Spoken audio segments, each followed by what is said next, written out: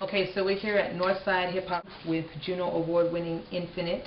Yeah. And first of all, I just want to thank you so much for allowing us to have an intimate look at what's going on with you in your career and in your space. And we're going to get a chance later on to see the Junos. Like, I've never touched a Juno in my life. I've never. So you're gonna give me that experience. That's what I'm over there. Yeah, you just let me see what it's what it's like. Okay, so we'll do that. So first things first, I want to talk more about your beginnings. We were introduced to you when, in the 90s? 1995. 1995. Yeah, a young buck. Yeah, and you were a teenager. Yeah. I was actually doing work with my group, Ghetto Concept. Right. At that time. Right. And so, what was it like? Like, were you like one of the founding members, or did they bring you in? How did you even know the members, Quadro and those guys? How did you guys all hook up? We all went to school. Me and Quadro went to school. Right. Dolo was from another place called Jungle. Right. My neighborhood is Rexdale. So how is that in terms of Jungle? Like, what's the distance? Because we're talking about the West End, Toronto, right? Yeah. Jungle's about 20 minutes away. Okay. It's in the west end of Toronto too.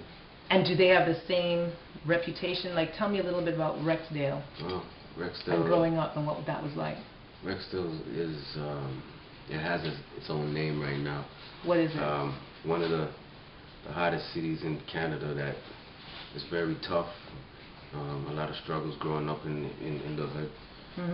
Jungle is also a similar place to Rexdale that go through their own struggles. Yet you still found some positive stuff, because your content, even though you're talking about, like I call it, street narratives, it always has positive in it. All of you guys were always positive, had a positive message. It wasn't demeaning or... You see, there was always a trick. We try to flip the negative into a positive. Right. You know what I mean? Right. We never ever went on a track, and I can't say never, but the majority of your stuff was trying to uplift? We were going through a learning phase, and we were going through rough experiences. Right. But at the end of the day, we would try to take it and flip it and show a positive outcome. Like a life lesson. Yeah, like them things would make us stronger. So you got used to this whole Juno Award thing in the beginning of your career. In the beginning, right when I came in the group, that's when everything started happening right away. Right as soon as I came in the group. You guys blew up quick. Yeah, we did our first video, won our first Juno. Things started picking up even more after that. You know. And this is all in the early 90s? Yeah, went to Jack the Rapper seminar. We got a chance to rub elbows with major hip-hop artists in the industry. At the time? Yeah, Notorious B.I.G. We stayed at the same hotel. Right. So every day I'd pass him and Puff Daddy in the lobby and stuff. And you're a teenager? Yeah, but I would never come across as a groupie. Right. So mutual respect. I would see them and we'd say what's up and keep it moving. Right. You know what I mean? Right. But we never got a chance to really connect and sit down and have a full conversation. But the fact is, you saw him. Yeah. And you were in the same circles. Yeah. And this is in the beginning of your career. Not very many people can say that as a Canadian. Yeah. As a Canadian at the time, I mean, that's big things, even to say now. You know what I mean? That you're in those circles. Well, at the time, B.I.G., Bad Boy Records, they were hot at the time. Wow.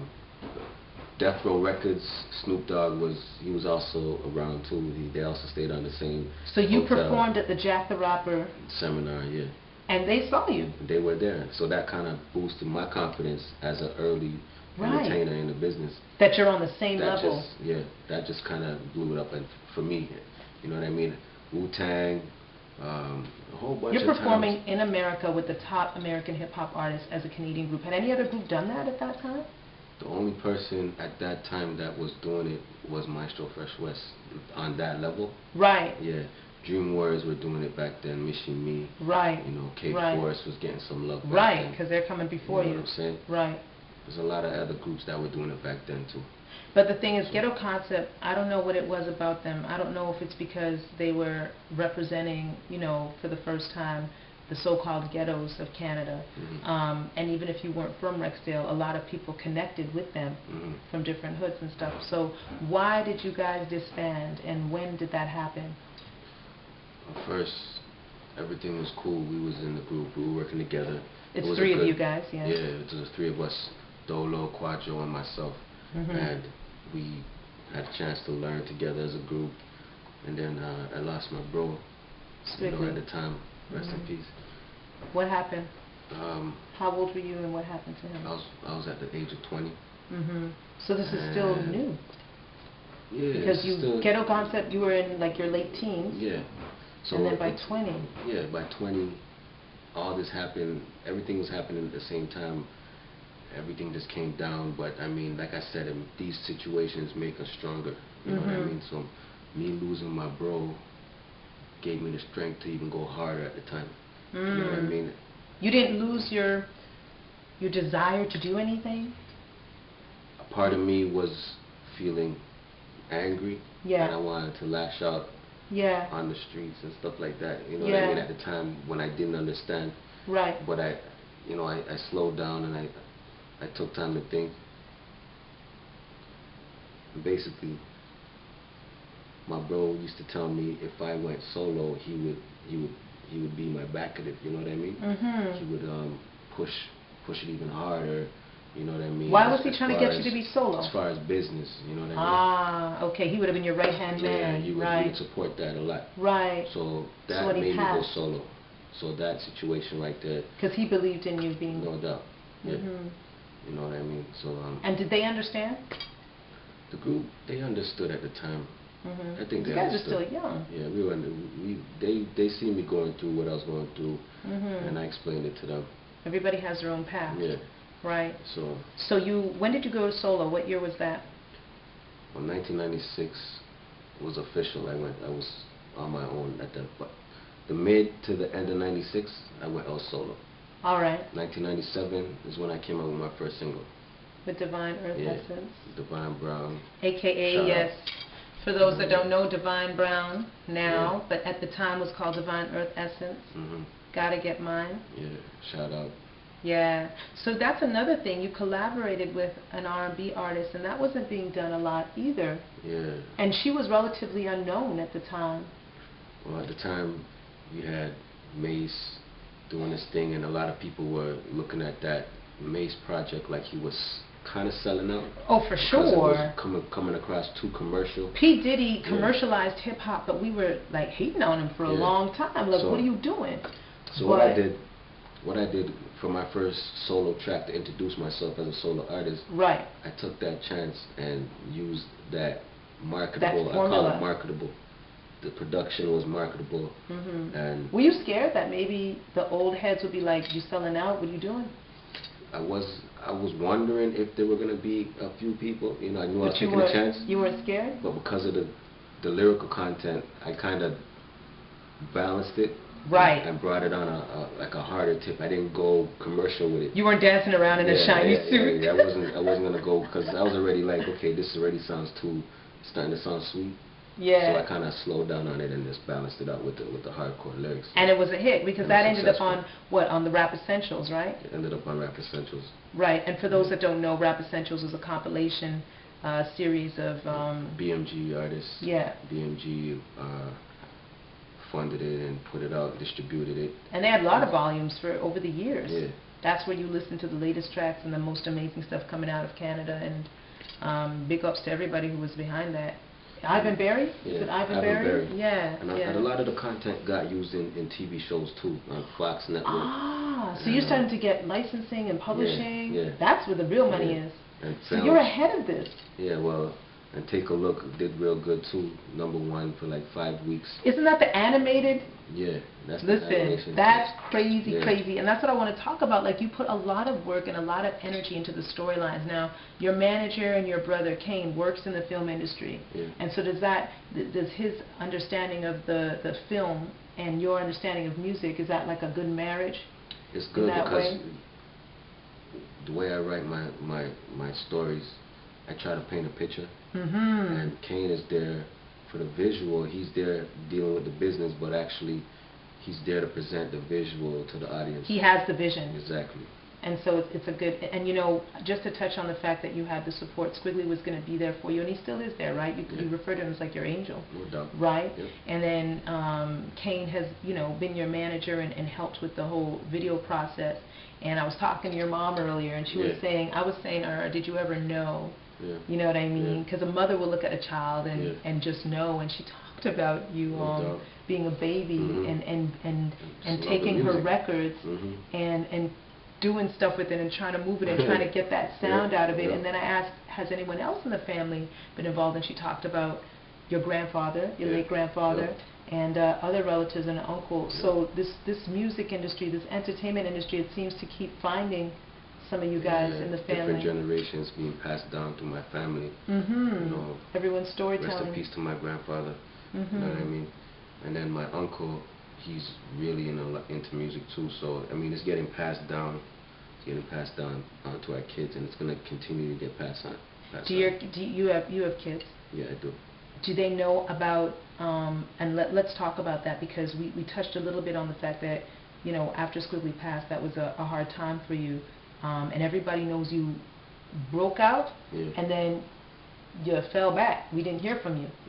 Explain what you were doing in that absence. What happened to you? Okay, well, for us not to hear from you. After I lost my bro. What year is this? We got a document. 1995. Right. Decided to do the solo project. Right. And that was a hit. Yeah. Right. So I mean, so 97 is when the first video came out, solo video. And then dropped stuff in 98. Dropped stuff in 99. Okay. Dropped stuff in 2000. Now we're a decade in. In 2000, that's when I got caught up. Yeah, I had a setback. So. What kind of setback? We really want to get into it right now. We mentioned some things in print, but come on. You don't have to give me the details, but people need to know what's going on. Everybody knows. It's public record. I mean, if they know, they know. They'll okay, know, but for the rest of Canada who may not have heard of Infinite, I don't know who you are, maybe you're living under a rock, but for those of us who don't know about Infinite or don't know why he was gone for a long time, I'd like you to tell your story and let people know what happened. Not in detail, but just generally speaking. Why didn't we hear from you? I got caught up in the street life, and I started losing people around me, close friends, and it just became a chain reaction, and it kind of tied us into it, and it became a big setback. You know what I mean? So, and you ended up almost going to prison. Yeah. What were you facing at the time? How many years? 14 minimum. Were you not terrified? No, because with God and with the lawyer that I got. A lot of people got good lawyers. A lot of people have faith, and they end up still spending time. Yeah. You know, for things they haven't done, much less for things they have. Yep.